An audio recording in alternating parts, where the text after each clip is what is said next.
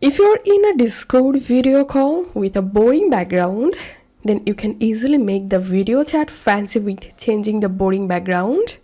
This tutorial review will show you how you can change your Discord video background. So first of all, join in a video and here click on this little arrow icon. Click on change video background. And from this list you can select any background